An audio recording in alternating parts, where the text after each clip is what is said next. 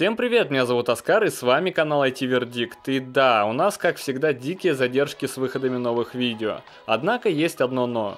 Начиная с этого дня, наконец-таки, все выпуски будут выходить по расписанию каждую неделю. Так что с выпусками раз в месяц навсегда покончено. Сегодня, несмотря на название, мы в первую очередь поговорим именно о прошедшем Игромире 2018. Однако частично коснемся и следующего. Казалось бы, это совершенно не актуальная тема, и уже все обозреватели, кто побывал там, сделали свои репортажи. Однако сегодняшний выпуск будет именно о самой выставке, а не о том, что на ней было представлено. Итак, начнем. В этом году я был на Игромире, как и всегда, в составе команды хорошего выбора, и первые 3 дня были максимально рабочие.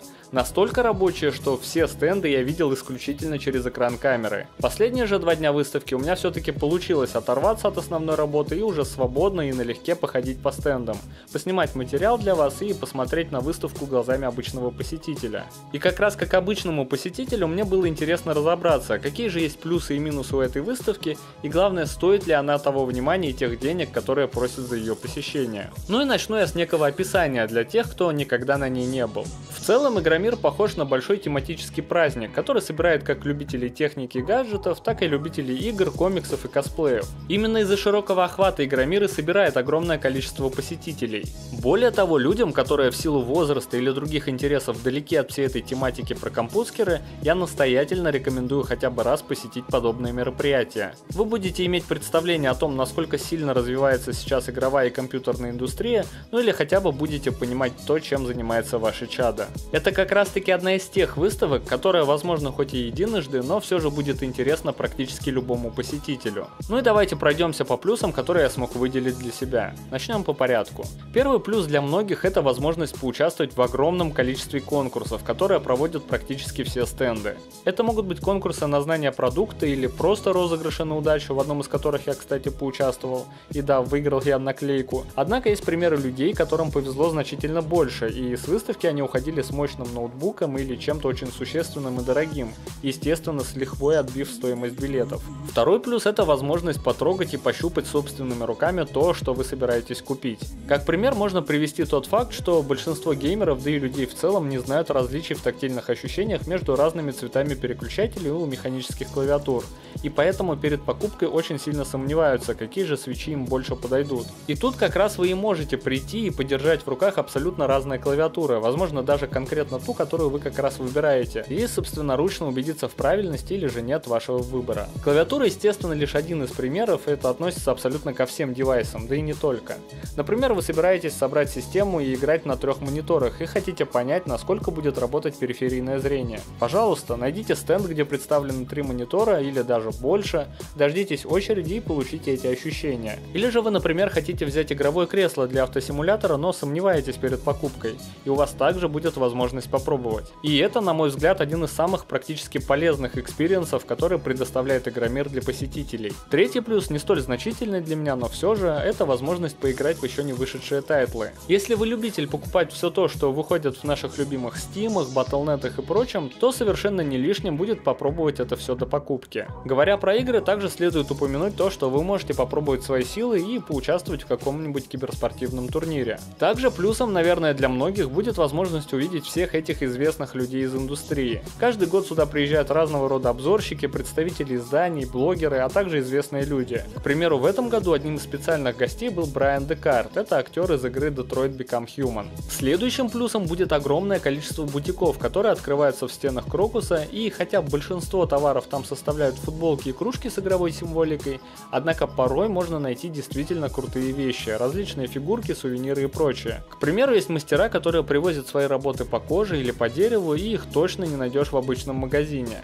Также свои товары и услуги предлагают художники и иллюстраторы, которых тут также очень много. Благодаря этому уйти из этих магазинчиков ни с чем очень тяжело, и практически каждый приобретает здесь хотя бы парочку сувениров или других интересных вещей. Ну и заключительным для меня плюсом является возможность познакомиться и пообщаться с людьми. На Игромир люди часто приезжают в компании с друзьями, либо же встречаются здесь, приезжая из разных городов, и соответственно с друзьями подобная выставка запомнится еще сильнее. К примеру, просто шикарные эмоции лично мне подарил стенд Nintendo Nintendo с Just Dance, где собралось просто удивительное для меня количество людей, которые просто кайфовали и танцевали. Это было очень круто. Также при удачном стечении обстоятельств и, конечно же, желании, у вас будет возможность задать вопросы представителям компании. Лично я был очень рад первый раз увидеть стенд компании Oricon на Игромире, с которыми мы уже приличное время сотрудничаем, и подробнее поговорить об их продукции и планах на будущее. Однако Игромир при таком большом количестве плюсов просто обязан обладать недостатками, и их два. Это очереди и это цены. И одно вытекает из другого. Дело в том, что людей и правда огромное множество. Заметно меньше их только в нулевой пресс-день, но их все равно очень много. Поэтому, если вы являетесь обладателем обычного билета на обычный не пресс-день, то велики шансы, что из-за тех самых очередей вы упустите большинство стендов, на которые вы планировали попасть, а это, согласитесь, не очень приятно. Напомню, что обычный билет стоит в среднем 1000-1200 рублей и дает пропуск на один конкретный день, кроме пресс-дня. Также есть VIP-билет, который стоит целых 7000, однако он уже дает возможность посетить все дни выставки, включая пресс-день. Так вот, какие билеты и в каких случаях стоит брать? Для себя я на этот вопрос ответил так.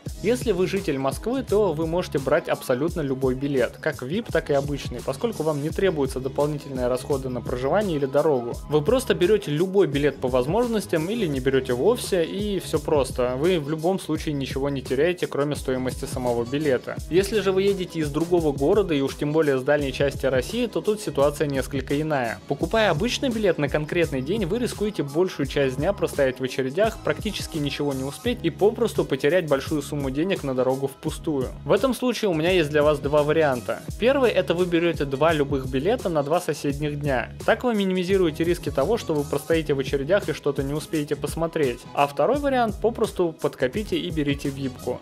И тогда вы гарантированно полностью ознакомитесь с выставкой и сможете получить от нее весь спектр эмоций. В общем, вот такие вот у меня мысли по поводу Игромира. Многие мои коллеги со мной не согласятся и высказывались о том, что с каждым годом Игромир становится более пресным.